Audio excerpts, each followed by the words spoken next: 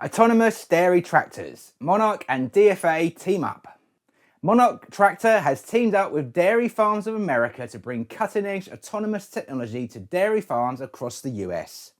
The MKV dairy tractor is 100% electric, self-driving and built for feed pushing. With this partnership, DFA's 9,500 farmer owners can access exclusive discounts through membership saving network, helping them reduce labour costs, cut emissions and save on diesel. This isn't just a tractor, it's a smart connected machine that keeps on getting better with software updates. It can even act as a mobile power wall, bringing clean, quiet energy wherever it is needed on the farm. Monarch say the MKV is unlocking greater efficiency, more precise data and yes, even better milk production.